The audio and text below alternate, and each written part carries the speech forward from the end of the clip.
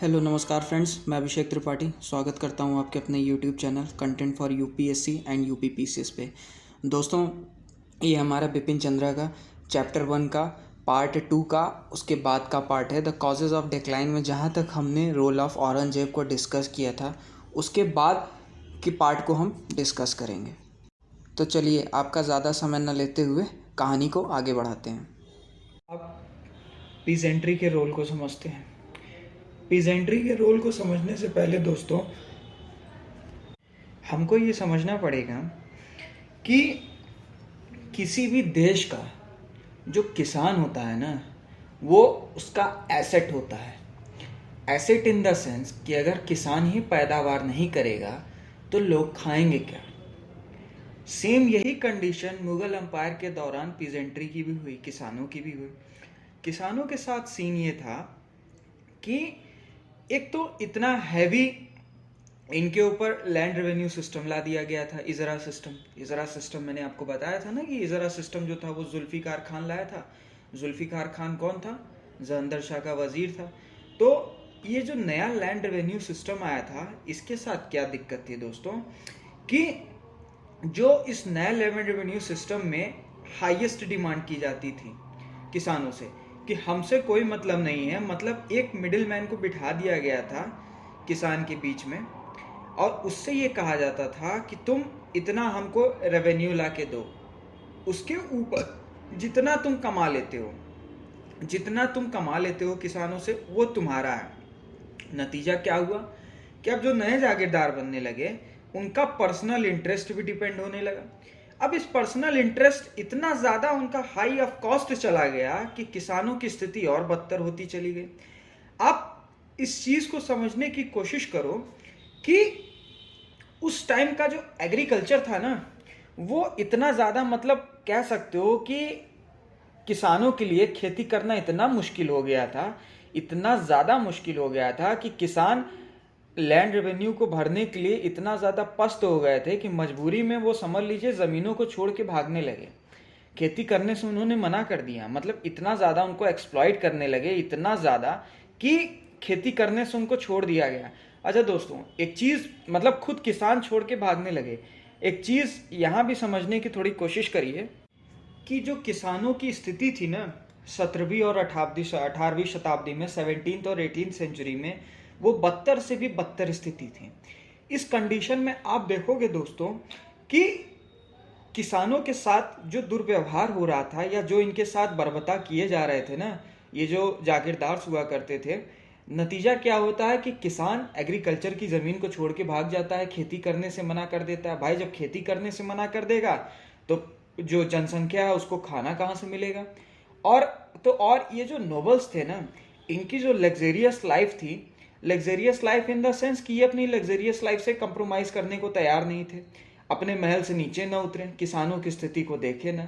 नतीजा क्या हुआ कि किसानों की स्थिति को आप देख नहीं रहे हैं, आप सिर्फ अपने ही मन का कर रहे हैं। नतीजा क्या हुआ? किसानों ने सतनामी, जाट और सिख्स के साथ अपराइजिंग मूवमेंट शुरू कर दिया। अच्छा, अपराइजिंग मूवमेंट तो कर ही रहे थे, मुगलिया के एडमिनिस्ट्रेशन के अथॉरिटी तो कर ही रहे, चैलेंज कर ही रहे थे, साथ ही साथ अब भाई खाने पीने को तो बचा नहीं, खेती किसानी करते, जो गल्ला पानी होता उससे खाते पीते, परिवार को खिलाते। लेकिन अब जब इनके खेती ही नहीं कर रहे हैं तो क्या करेंगे भाई? फिर एक ही रास्ता बचता है ना पेट पालने के लिए, चोरी चकारी करेंगे। फिर आप देखेंगे कि कई सारे ऐसे किसान थे जो रॉबरी का काम करने लगे, रॉबरी का काम, लूटपाट करने लगे ज़मींदारों के अंदर। अच्छा, ज़मींदारों की भी स्थिति दिन पे दिन इन्फ्लुएंस होने लगी। भाई जब किसान जो थे वो खेती करने से ही मना कर दिए तो ज़मींदार टैक्स कहाँ से देगा? तो ज़मींदार की भी ज़मींदारी चली गई, तब ज़मींदार भी खाली हो गया, एकदम खाली बैठ गया। तो क्या करेंगे? ज़मींदारों की लीडरशिप में किसानों ने रॉबरी करना शुरू कर दिया, लॉ एंड ऑर्डर को और एक्सप्लॉइट करना शुरू कर दिया, और लॉ एंड ऑर्डर हैम्पर हो गया। इसके बाद आप देखोगे दोस्तों कि एक चीज़ यहाँ पे निकल के आती है। बिपिन चंद्रा सर लिखते हैं कि नो डाउट जो इंडिया का ट्रेड और मार्केट था ना, और जो एग्रीकल्चर सेक्टर था, वो इतना फेमस था कि उससे इतने सारे एडिशनल इकोनॉमिक रिसोर्सेज क्रिएट होते थे कि मार्केट एक्सटेंड में, स्टैब्लिशमेंट में लार्ज एम्पायर को उसने बहुत फ्लरिश किया, मुगलिया एम्पायर को बहुत फ्लरिश किया। लेकिन दोस्तों आपको ये चीज़ भी समझना पड़ेगा कि ये तभी तक था जब तक यूरोप मार्केट में नहीं आया था, वर्ल्ड के मार्केट में नहीं आया था। जब यूरोप मार्केट में आ जाता है तो इंडिया की जो टेक्नोलॉजी रहती है ना, इंडिया की जो साइंस एंड टेक्नोलॉजी इंडस्ट्री रहती है, वो यूरोप की मार्केट के आगे एकदम फीकी हो जाती है। नतीजा क्या होता है कि जो ट्रेड एंड बैलेंस रहता है, जो ट्रेड रहता है इंडिया का, वो ख़त्म ही समझिए भाई। अब जब नई नई चीज़ें आ गई, साइंस एंड टेक्नोलॉजी आ गई, आज 3 लाख रुपए में अगर मान लीजिए आपको एसी गाड़ी मिल रही है और उसी जगह 3 लाख रुपए में मारुति 800 अभी भी मिल रही है, तो आप किसको प्रेफर करोगे? आप तो उसी कार को प्रेफर करोगे ना जिसमें एयर बैग हो और ऑटोमेटिक गियर हो, एसी हो, बढ़िया टेप रिकॉर्डर चलता हो, थोड़ा सीटिंग स्पेस हो। हाँ, तो आप यही सारी चीज़ें देखोगे।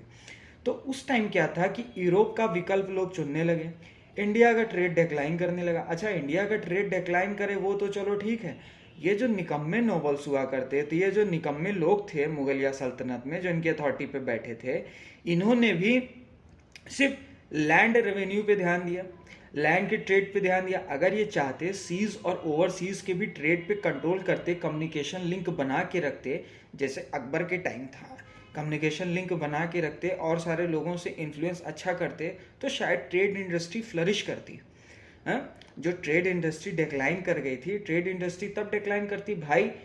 एक चीज़ याद रखना कि आज चाइना साउथ सी में क्यों अपना दबदबा बना रहा है? क्यों? क्योंकि एक चीज़ याद रखना, जिसका समुद्र पे कब्जा है ना, जिसका सीज पे कब्जा है ना, उसका ट्रेड फ्लरिश बहुत अच्छे से होगा। आप यूरोप के मार्केट को समझने की कोशिश करिए कि कैस्पियन सी से कैसे वो लोग इंडिया की तरफ आ गए, सॉरी गुड ऑफ होप से कैसे क्रॉस करते हुए वो इंडिया की तरफ आ गए। आखिर सी के ट्रेड के ही रास्ते तो आए थे ना। तो ट्रेड को भी फ्लरिश करना, सी के ट्रेड को भी, सी पोर्ट्स को भी फ्लरिश करना, ये अपना एक इम्पोर्टेंस था। अपने कह सकते हो कि इकोनॉमी को इन्फ्लुएंस करने के लिए, इकोनॉमी के रिसोर्सेज को बढ़ाने के लिए। लेकिन नतीजा क्या होता है? बैड कम्युनिकेशंस के चलते कोई ऐसा खास मतलब होता ही नहीं है इम्प्रूवमेंट। नतीजा क्या देखेंगे कि in the absence of scientific technology and development और social and economic and political revolution, India lagged behind the economy, Europe economically and politically and succumbed it to its pressure. नतीजा क्या हुआ कि इंडिया जो था यूरोप की economy के पीछे आ गया। अब भाई जाहिर सी बात है, किसी की एडवांस टेक्नोलॉजी है, कोई इम्प्रूव कर रहा है अपने आप को, तो हमारा तो ट्रेड नीचे आएगा ही ना। तो दोस्तों, ये पीजेंट्री का रोल खत्म हुआ। अब हम धीरे धीरे सोशल पॉलिटिकल कॉज देखेंगे कि कैसे जो लैक ऑफ यूनिटी थी, लैक ऑफ नेशनलिज्म की जो भावना थी, वो कैसे कॉजेज बनी।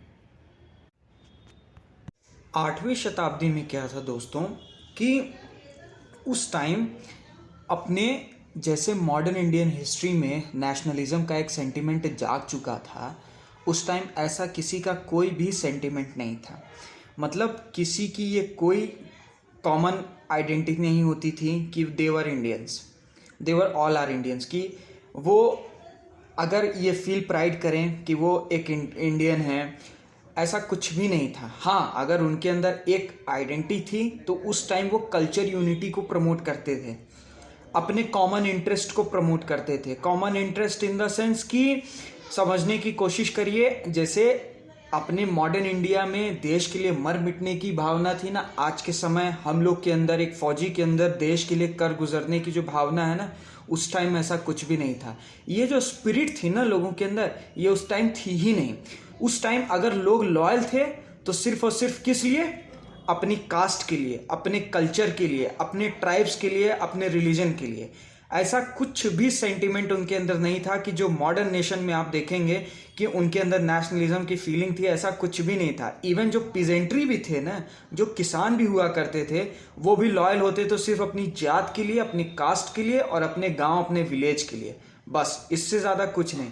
आप देखेंगे दोस्तों कि जब एक्सटर्नल एग्रेशन होता है ना, external aggression in the sense कि जब फॉरेन इन्वेजन होते हैं ना, तो उस टाइम जो मराठा लोग रहते हैं या जो जाट्स रहते हैं, जो राजपूत रहते हैं ना, इनके अंदर कोई ऐसे नेशनलिज्म का सेंटिमेंट था ही नहीं कि दे बिलोंग्स फ्रॉम द इंडिया, या इनके अंदर कोई ऐसी यूनिटी थी नहीं। नतीजा क्या हुआ कि सिर्फ और सिर्फ अपने से मतलब रखते थे।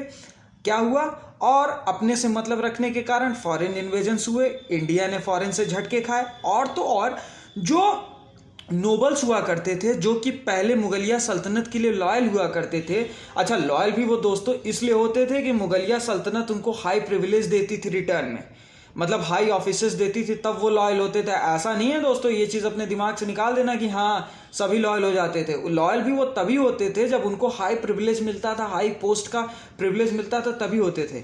लेकिन आप देखोगे कि जैसे जैसे डेक्लाइन करती जाएगी डायनेस्टी, मुगल डायनेस्टी जैसे जैसे डेक्लाइन करेगी, तो ये जो नोबल्स होते हैं ना दोस्तों, ये खुद ही मुगलिया अथॉरिटी को चैलेंज करने लगते हैं। अथॉरिटी को चैलेंज कि अपना एक अलग ही प्रिंसिपैलिटी बना लेते हैं, अपना अलग ही राजपाट। अब आपने देखा नहीं कि निज़ाम उल मुल्क कैसे जो है हैदराबाद में जाके अलग ही बस जाता है, अवध में देखेंगे सुजा उद्दौला वगैरह चले जाते हैं, बंगाल में मीर कासिम वगैरह।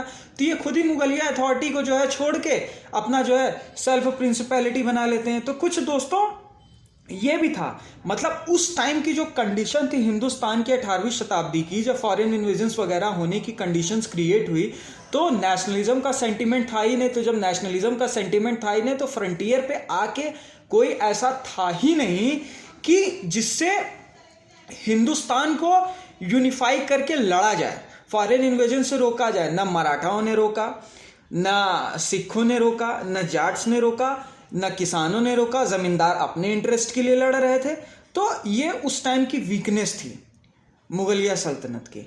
ठीक है दोस्तों, लैक ऑफ नेशनलिज्म का सेक्शन खत्म हुआ। अब यहाँ पे हम डिस्कस करेंगे lack of best administration.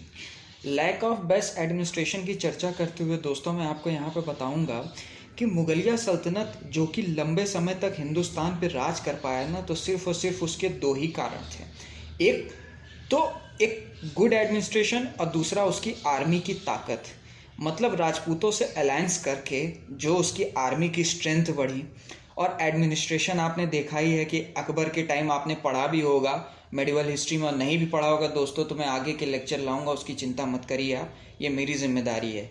History is my favourite subject, तो हिस्ट्री से रिलेटेड सारे वीडियो मैं यहाँ पे लाऊंगा, उसकी चिंता आप मत करिए। तो आप देखोगे कि जो मुगलिया सल्तनत हिंदुस्तान की गद्दी पे एक लंबे समय तक राज किया, उसका कारण क्या था? एक प्रॉपर एडमिनिस्ट्रेशन और मुगल की स्ट्रेंथ, आर्मी की स्ट्रेंथ। आर्मी की स्ट्रेंथ बेसिकली उसको कैसे मिली? अलायंस करके। लेकिन आप देखोगे कि जो मुगलिया के पतन का कारण बनी ना, मैंने आपको बताया ना, सिर्फ और सिर्फ क्या, उसका पुअर एडमिनिस्ट्रेशन और दूसरा उसकी आर्मी की स्ट्रेंथ दिन पे दिन कमज़ोर हो गई। भाई आर्मी की स्ट्रेंथ किस बिहाफ पे कमज़ोर हो गई? आर्मी की स्ट्रेंथ इस बिहाफ पे कमज़ोर हो गई भाई, किंग्स जो थे राजा बनने के चक्कर में लड़ाई झगड़ा करने लगे। किंग जो है नोबल्स जो थे आर्मी जो थी वो बिना मतलब की फाइट करने लगी, बिन मतलब की जो है लड़ने लगी, झगड़ने लगी। नतीजा क्या हुआ? आर्मी की स्ट्रेंथ कमज़ोर होने लगी। भाई लड़ाई झगड़ा करेंगे तो कुछ आपके भी मरेंगे, कुछ हमारे भी मरेंगे। आज के समय जब वॉर छिड़ता है तो ज़रूरी थोड़ी ना है कि एक ही कंट्री का जो है सिपाही मरता है, दोनों तरफ से तो लोग मरते हैं ना। तो यही कंडीशन क्रिएट हुई, तो दोनों तरफ से लोग मरने लगे, आर्मी की स्ट्रेंथ कुछ ऐसे कमज़ोर हो गई। दूसरी तरफ आप देखिए दोस्तों, रिलेट करके पढ़िएगा तभी मज़ा आएगा। आर्मी से सेक्शन ये। अब एडमिनिस्ट्रेशन आप देखोगे कि एडमिनिस्ट्रेशन में लॉ एंड ऑर्डर की एकदम धज्जियाँ उड़ ही चुकी थी पूरे हिंदुस्तान में। आप देखोगे मेजर पार्ट में, कहिए पूरे हिंदुस्तान मतलब मेजर पार्ट में लॉ एंड ऑर्डर की धज्जियाँ उड़ी चुकी थी। ज़मींदार जो थे वो लैंड रेवेन्यू देने से मना कर रहे थे। नतीजा क्या हुआ? लैंड रेवेन्यू देने से मना हुआ, नोबल्स जो थे उनको कलेक्शन आ ही नहीं पा रहा था, नोबल्स भी अपना कलेक्शन नहीं कर पा रहे थे। नतीजा क्या हुआ? नोबल्स अपनी आर्मी को मेंटेन न कर पाए, आर्मी को मेंटेन न करे, आर्मी की स्ट्रेंथ ऐसे कमज़ोर हो गई। और फिर आप देखोगे कि करप्शन बढ़ता गया इनके एडमिनिस्ट्रेशन में, इनडिसिप्लिन होता चला गया, इनएफिशिएंसी होती चली गई। आप देखोगे मतलब कि करप्शन, इफिशिएंसी, घूसखोरी में ज़्यादातर नोबल जो थे वो लिप्त थे। तो धीरे धीरे एडमिनिस्ट्रेशन एकदम चरमराता गया। और तो और आप देखोगे कि जब ये जो जागीरदार हुआ करते थे, ये जो नोबल्स हुआ करते थे ना, यहाँ पे एक चीज़ का डिस्कस है कि the khalisa land was gradually reduced as the emperor try to placate friendly nobles by granting jagir out of these land. अच्छा, जो राजा थे, राजा भी कम नहीं हुआ करते थे। ये जो खलीसा का लैंड का यहाँ डिस्कस है दोस्तों, खलीसा का लैंड अगर आपको ना पता हो तो मैं बताता हूँ। ये जो खलीसा का लैंड हुआ करता था ना दोस्तों, खलीसा समझने की कोशिश करिए, वो लैंड हुआ करता था जिसका जो कलेक्शन होता था ना वो सीधे राजा की ट्रेजरी में जाता था। खलीसा को यानी क्राउन लैंड आप समझिए। जैसे आज हिंदुस्तान का कंटीजेंसी फंड होता है, कंटीजेंसी फंड, इमरजेंसी फंड जिसको बोला जाता है, तो वो नॉर्मल नहीं है। कंटीजेंसी फंड से जैसे सुप्रीम कोर्ट के जजेस की सैलरी जाती है या प्रेसिडेंट ऑफ इंडिया की सैलरी, तो वो कंटीजेंसी फंड जो होता है उसको इमरजेंसी फंड बोला जाता है। तो ये जो खलीसा का लैंड होता था ना, ये जो थे राजा क्या करने लगे कि जागीरदारों में उनकी जागीर उनको बांटने लगे। दिन पे दिन क्या हुआ कि खलीसा के भी लैंड का रेवेन्यू घटता चला गया। मतलब ये समझने की कोशिश करिए कि धीरे धीरे पुअर एडमिनिस्ट्रेशन हुआ, आर्मी की स्ट्रेंथ कमजोर हो गई, कभी सिविल वॉर में मर रहे हैं, और नोबल्स जो है ठीक ठाक उनके पास फाइनेंसेस बचे नहीं, तो क्या आर्मी को मेंटेन करेंगे। एडमिनिस्ट्रेशन की धज्जियां वैसे ही उड़ चुकी है, मैंने आपको बता दिया, जमींदार रेवेन्यू दे ही नहीं रहे। टोटल क्या हुआ, इकोनॉमिक लॉसेज होने लगे। अब आपके पास आर्मी भी नहीं बची, पैसा भी नहीं बचा, अब क्या होगा, फॉरेन इन्वेजन होगा। तो जो लास्ट सेक्शन यहाँ पे दोस्तों है वो the final blow of Mughal empire was given by series of foreign invasion. तो अब दोस्तों फॉरेन इन्वेजन को डिस्कस करेंगे। अब इस चीज़ को आपको समझना पड़ेगा दोस्तों कि नादिर शाह और अहमद शाह अब्दाली के अटैक ने, आक्रमण ने, यूँ समझिए कि दिल्ली के या एम्परर के वीकनेस की नाकामी को दर्शा दिया था। उसने ये चीज़ जता दिया था कि किस तरीके से सेंट्रल अथॉरिटी पे एक निकम्मा राजा बैठा है। और शायद ये भी आप कह सकते हो कि नादिर शाह और अहमद शाह की अब्दाली ने पूरा ही एम्पायर को वीक कर दिया, कुछ तो निकम्मे बैठे ही थे। और उसके बाद आप देखोगे कि जो उस टाइम की जो वेल्थ थी और जो ट्रेड इंडस्ट्री थी नॉर्थ में, वो पूरी तरीके से अब्दाली और नादिर शाह ने डिस्ट्रॉय कर दी। नतीजा क्या हुआ, इस नष्टता के चलते ब्रिटिश का उदय हुआ। अच्छा, ब्रिटिश का उदय हुआ, एक चीज़ याद रखिएगा दोस्तों, ऐसा नहीं था कि उस टाइम हिंदुस्तान में और साम्राज्य इतने काबिल नहीं थे कि वो प्रोटेक्शन कर पाते, हिंदुस्तान को बचा पाते इस आक्रमण से। लेकिन अभी भी जो उनके माइंड में ये सोशल ऑर्डर था कि उनके ऊपर मुगल साम्राज्य है, वो उसके नीचे हैं। अगर चाहते तो वो यूनाइट होते, अगर यूनाइट होते तो शायद मिलकर लड़ते। अच्छा, एक बार आक्रमण हुआ, आक्रमण होने के बाद भी जब राजा की कमियां सबके सामने आ गई, कोई ऐसा भी नहीं था कि राजा को रिप्लेस करके गद्दी पे बैठता दिल्ली के और वेस्ट से एक प्रॉपर दबाव बनाता, कि एक प्रॉपर एनिमी का रोल प्ले करता कि वेस्ट से अफगानियों को एक अच्छा खासा वो मिले, रेजिस्टेंस मिले। कोई भी ऐसा नहीं था। अच्छा, ये तो था ही। उसके बाद आप देखोगे कि कभी कभी क्या होता है ना दोस्तों कि कुछ बुराइयां अच्छाइयां भी लेकर आती हैं। अब इस कॉन्सिक्वेंस के आप बात देखोगे कि भाई जब वेल्थ लूटे गए, ट्रेड इंडस्ट्री को डिस्ट्रॉय किया इन अफगानियों ने, दुरानी एम्पायर ने, अहमद शाह अब्दाली वगैरह आए, लूट पाट के लेके चले गए, शाहजहां का कोहिनूर पीकॉक थ्रोन भी उठा के लेके चले गए। जब पूरा वेल्थ वगैरह चला गया तब ब्रिटिश तो इंडिया में था ही, ट्रेड तो कर ही रहा था। अब आप देखोगे कि ब्रिटिश को मौका मिला, इस बुराई के चलते ब्रिटिश को मौका मिला। ब्रिटिश ने इंडिया को, जो कि इतने सारे डिवीजन्स में बटा था, उसने उसको कॉलोनी बनाया।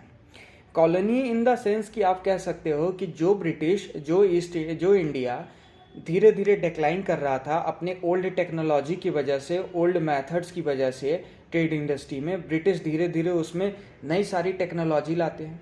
अपनी साइंस एंड टेक्नोलॉजी के चलते और अपनी कई सारी चीज़ों के चलते, अपने कह सकते हो कि एक बेहतर एडवांस टेक्नोलॉजी सिस्टम के चलते आप देखोगे कि इंडिया धीरे धीरे फिर फ्लरिश करने लगेगा। जो मुगलिया के वीकनेस के चलते धीरे धीरे डिक्लाइन करता है, ये ब्रिटिश आती है धीरे धीरे, भले अपने सेल्फ इंटरेस्ट के चलते उन्होंने किया, पर धीरे धीरे आप देखोगे कि ये फॉरेन इन्वेजन्स पे भी रेजिस्टेंस मिलने लगेगा। ब्रिटिश ईस्ट इंडिया कंपनी इस हिंदुस्तान को अपनी कॉलोनी बना लेगी। फिर आप देखोगे कि ये इंडिया मॉडर्न इंडिया में तब्दील हो जाएगा। समझे दोस्तों? तो यही इस चैप्टर का सार था। उम्मीद करता हूँ दोस्तों कि मेरी कई बातें आपको समझ आई हों। अगर अच्छी लगी हों तो चैनल को शेयर करिए, सब्सक्राइब करिए। अगला लेक्चर जल्दी आएगा दोस्तों। पढ़ते रहिए, मस्त रहिए। नमस्कार दोस्तों।